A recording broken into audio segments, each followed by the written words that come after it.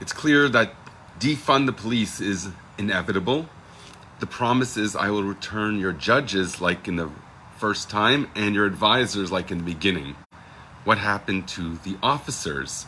In this week's parsha, it begins with the word Shoftim, v'sheitrim titen lecha. You should appoint to yourselves, to your cities, judges and police officers. They don't reappear when it's describing the time of the redemption. Then you're only going to have two things. You're going to have a new thing. You're still going to have a judge. You have to have discipline and order. It has to be based on something. But how do you deal with that? Do you need a stick to beat the guy till he does it? Chas v'shalom. That's the way it's been for thousands of years. That's what the Torah has to say. Shoftim v'sheitrim titen lecha. But when we speak about the times of redemption, you'll see it's not that it's missing something from the mitzvah now. In the times of Moshiach, we're not going to need the police officers because they simply serve as an instrument of the justice system, the shoftim. The judges, if they need to rely on an enforcer, the Torah says that's part of judging, is to enforce the law. So you need policemen. The police is supposed to simply be a vehicle of justice, the judges, of what they determine as law. The police are supposed to implement that. They are a part of the body, and the head here is the judge. If the judge doesn't need to beat the people to follow his words because they have a new instrument available to them in the times of Moshiach, we're going to have advisors that are like the first time, like the beginning. In the times of the beginning, we had advisors. It turns out this is referring to, yes, advisors in the simple sense, but the purpose of that is to tell you that there's a type of communicating. There is giving law, and then there's a type of communicating that's more about absorbing what's been said. So the interpretive element, but in particular here, and therefore also the advisor role, like the mashpia, someone who has more experience in life, which can easily be abused, of course, because it's actually destined for the category of advisor that's not just a person that has experience, but someone who sees, someone who has nevuah. The yayetzayach kvat chila, the advisors, like in former times we're going to learn, refers to prophets. And the Rebbe discusses at length how Mashiach has to be prefaced by a stage that includes prophecy and preparedness to bring in a new era. This is the most revolutionary of all the sikhs, I think, of them all, except maybe Kafches Nissan. It's up to you now. This is probably number 2 in my list, because it tells you exactly what we have to do. And I don't think anybody is doing this. I don't think anybody, not even the greats of the greats. Y.Y. Jacobson, for example, I don't think he's ever suggested that he should make a prophecy academy, right? Here we're going to learn that it really, if we don't have them amongst us, we have to be finding that, if not in our elite positions, you have to find it in yourself, because this is what precedes the next stage. This is what we are for sure in now. This describes it perfectly, that you need to prepare a vessel for something. You can't just go into something without having the proper equipment set up on you. The equipment of serving Hashem has to do with the heart. Welcome. So a prophet tells you future events so he could settle your life.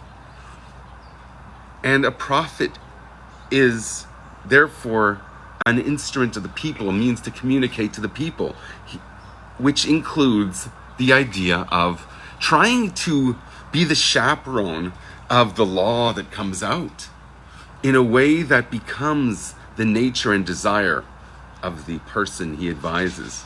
So the prophet's role here in helping others, even that, if that means to have a personal revelation in order that they can get it deeper and in a more precise way, a more divinely inspired way, that also is considered only for the means of benefiting the world with that advance. So a prophet, even when it's personal, is about helping others be advised as how best they can make what is a burden, welcome, which is a burden. Thou shalt do this, thou shalt not do that. That's a burden. That burden becomes the most precious treasure chest you're carrying on the back that you could possibly have. It's like when you're carrying your guitar amp. You know, this is so heavy, but I'm not going to bring the lighter one because I want the full sound. I want it to go to 11.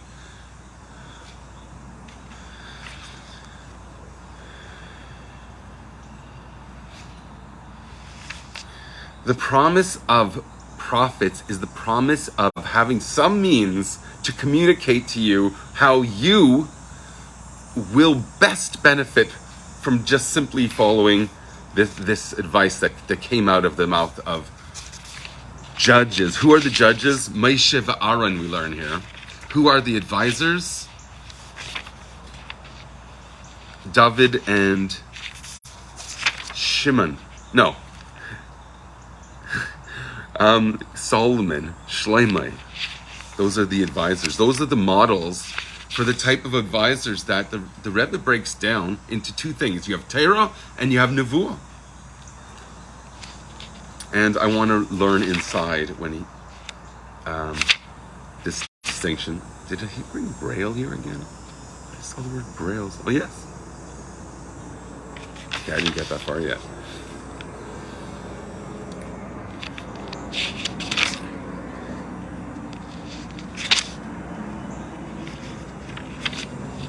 So it goes on to describe at length the difference between, or the importance of, the Hakdamas Moshiach, the prefatory stage. That is the gateway. It says, Shoftim v'sheitrim titen l'chol b'chol sha'arecha. You have to appoint judges and officers in all of your gates. When it comes to saying judges and advisors, that's promised in the future redemption. It also uses the word your judges, your advisors. Whereas the Torah, when it speaks about the regular system, when the judgment has to be enforced with police officers, it doesn't say sheftayich, your judges. It just says sheftim, whether you like them or not, whether they speak for you or not. That's what you have to follow. So the foundation of the Torah, when it comes to justice, is about enforcement, and that's very obvious if you learn Tanakh, the severity of everything. Do it wrong.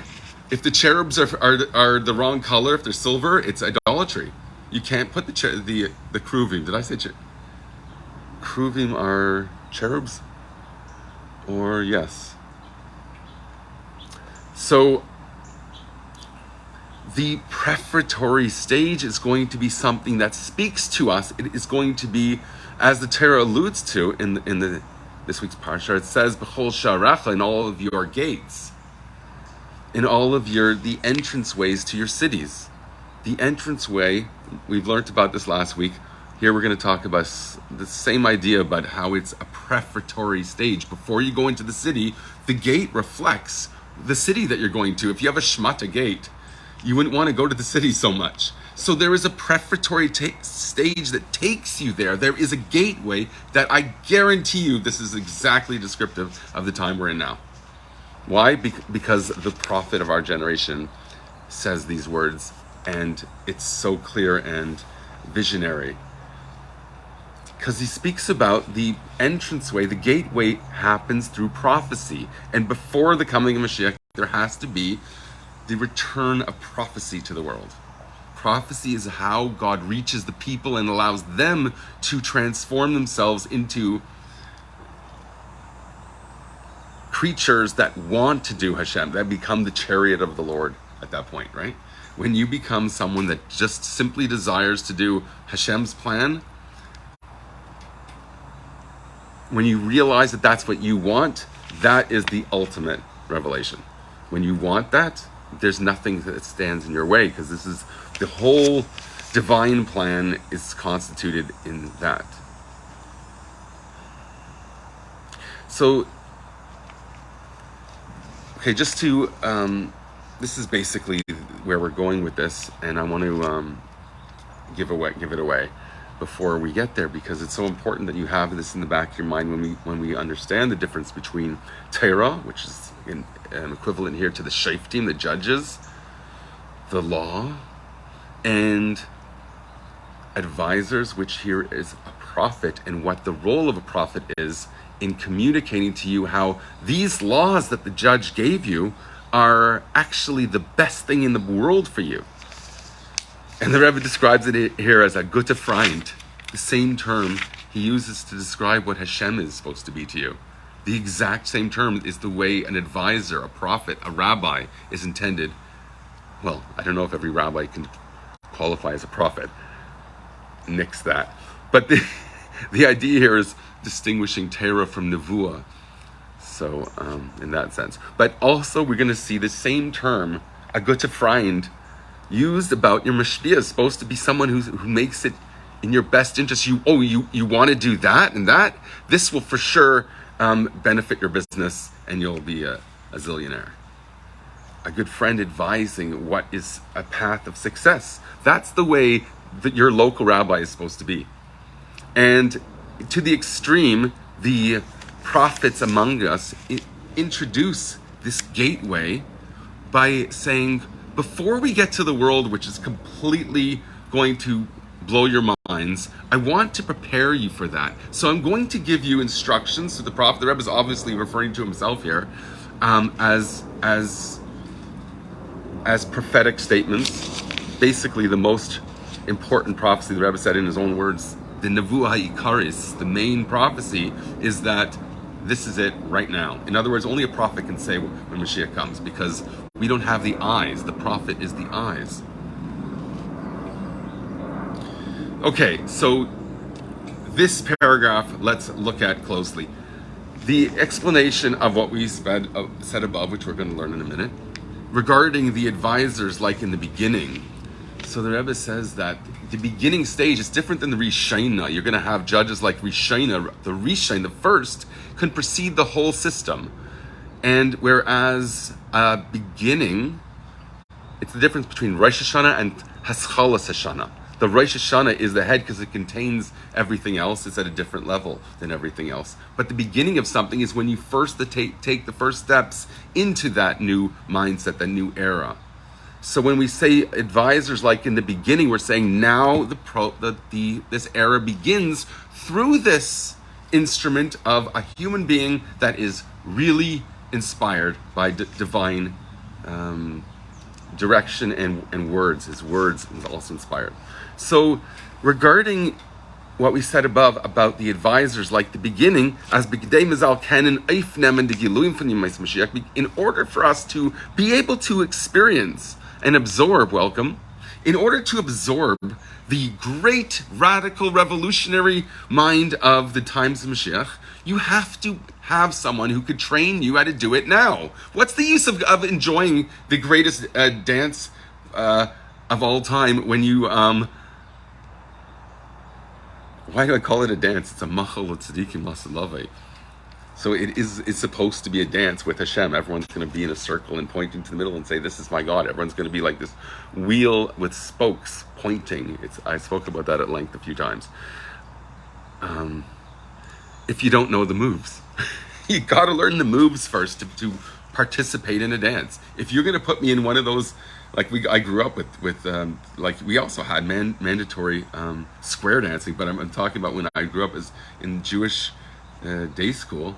They had like Israeli dance, and you go in and you go out. If you don't know those moves, you're gonna feel left out. If you go to the barn and they start doing a square dance and you don't know how to do the moves, you'd feel even more awkward. than the person that's a pro at it. So I know that's a ridiculous example, but you need to prepare in order to be able to, the Rebbe's words here is eifnemen, to take in order to take in what's coming. Darf sein aschala, you have to start that. It's not something you could put off and make it an ideal and say, okay, we're going to talk about it every Gimel Tammuz or something like that. Once a year, it will be something. This is our entire mission right now. It's not about how much money we can make as inflation rises. You know, are we going to ride that wave somehow and be smarter than the next guy? And I'm sure that if you're smarter, it's such an advantage to someone like, if the things are moving faster, you're a smart person, there's more opportunity.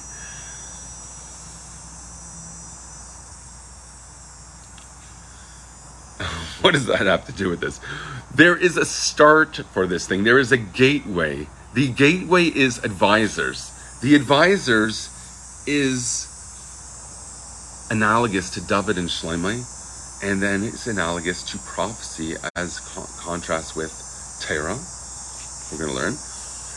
But the point is that the stage of when the prophet speaks to us, that's the stage we're in now, when we have to take that advice and prepare by doing the very thing that you're going to be doing when the curtain is drawn, and the show is on. It's not a dress rehearsal anymore. Now we have to have a dress rehearsal because soon the curtains are going to open. We don't know exactly when.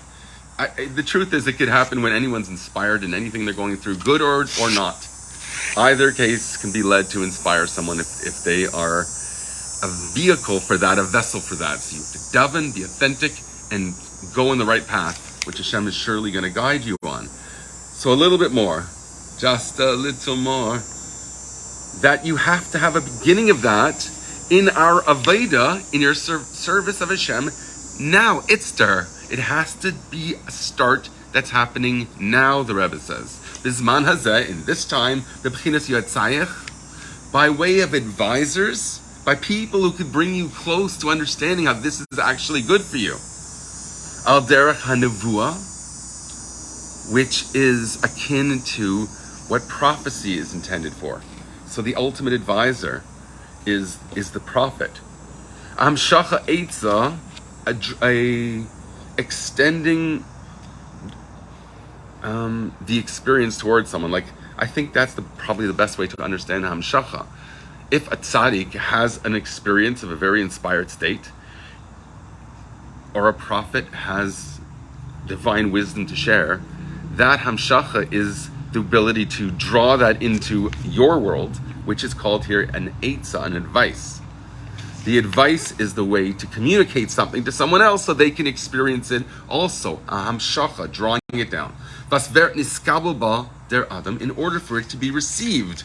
You have to have the shortwave radio to get those frequencies. We have to prepare ourselves now to get there. In order to already have a connection to the idea now. So I'm giving the example of a camp play that you have to have a dress rehearsal. I say camp because I never did Broadway. I did a camp play and you do a dress rehearsal. This is a dress rehearsal. We're supposed to take on the garments, the thought, speech, and action that will be in the times of the redemption and experience that through Das. Eventually, the Das is going to flow like an ocean and fill the world. I don't know if it's going to be through psychedelics or Zuckerberg or I don't know what. It doesn't matter. I think it's going to be through prayer, sincere prayer. What is going to lead someone to sincere prayer? Let it best be someone inspiring you, talking about the importance of it, rather than Hashem making us be put in situations where we have to cry for our dear life. Rahman al-Islam, people are suffering. It's horrible. So we have to feel the urgency to get there without the lessons, which are too crushing. It's enough crushing, the Rebbe said in this final mimer he gave out about kasis l'ma'or, crushed to shine. The crushed has to be that shchinta begalusa, that the divine presence is not in front of my nose or my neighbor's nose. It's not something that people take seriously. People slander other people. It's horrible, the world out there. What kind of world is that? And there's this accessibility that is right available. In other words, the treasure chest is already open. The Rebbe started his whole Nesias with that idea of the kings giving out all of the treasures to inspire the officers, to inspire the people on the front lines, or for the people on the front lines to carry it in honor.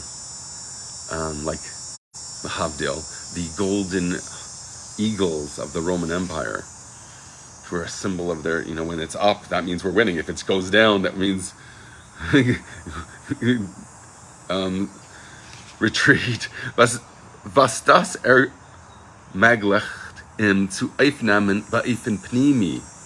Because when you start something and you prepare yourself, like if I'm going to try and play the solo for Comfortably Numb, even though I've heard it a zillion times, I have to practice that, because when the curtains are open, everything's at stake. Where's it going to come from?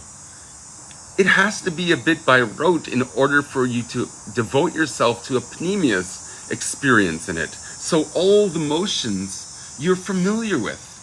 Now it's about heart, it's about direction, it's about what's important. I mean, can you imagine Moshiach comes and like the donkey's on its way, or Alal, or you're flying in the clouds. Like it says about Moshiach, he's going to fly in the clouds. In any event, you don't want to be scrambling to find your children and say, let's go, there's something great happening. You want to have been preparing them every single moment for when they're behind, if your child is on the front, not the front lines, on the stage, the spotlight's on him, you want him to be prepared. So we send our kids to school, they're supposed to be prepared for life through their experience there. The Rebbe is demanding of us that if we are going to experience a revolution of mind, live it now. Take my advice, the Rebbe is saying as a prophet here.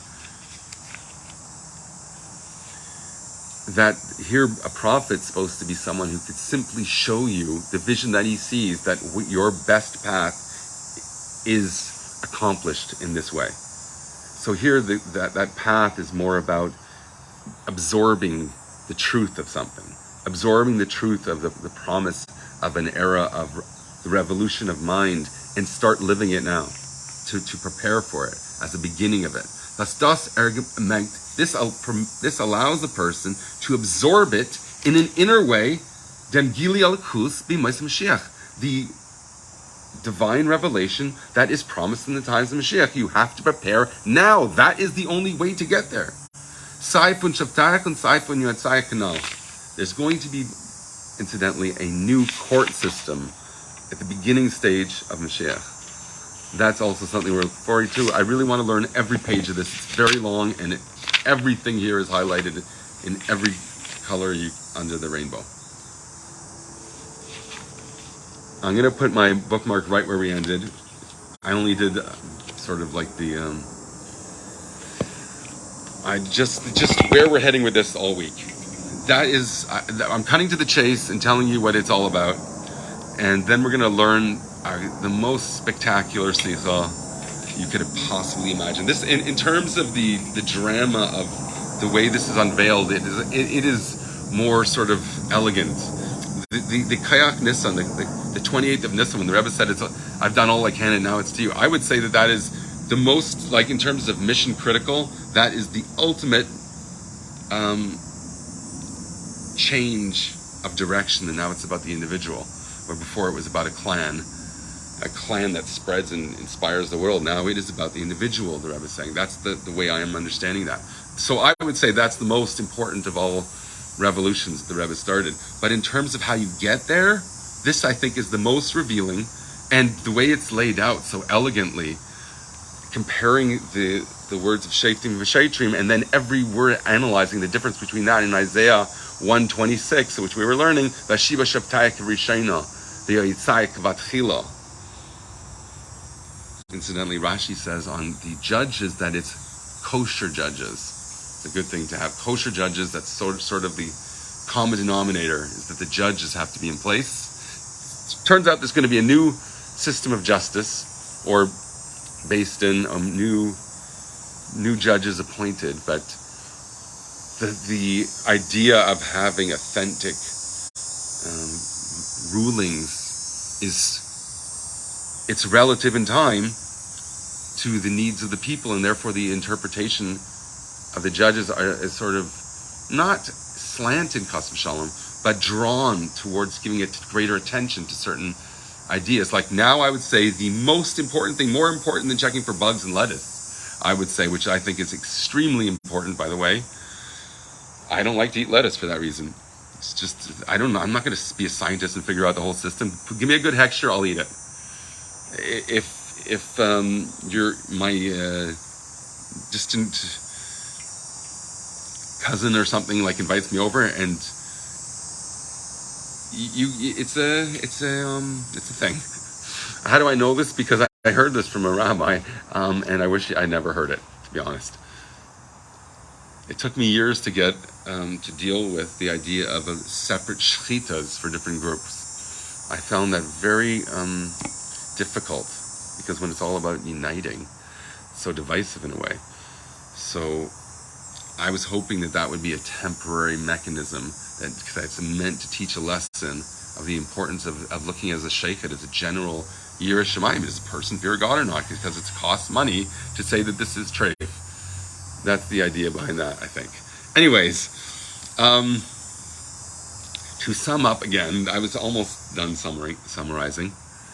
The main point is that it speaks to you, that our gates is something that it starts at. Shoftim v'sheitim titem l'chol b'chol sha'arecha, recognized in the initial command from the Torah to appoint judges and officers being part of the justice system. And that should start in your gates. But what's going to happen there? You won't need the officers eventually, because I'm going to give you something that's much more compassionate. I'm going to give you advisors that are speaking through divine inspiration, that are going to help you find your way through this intense gateway.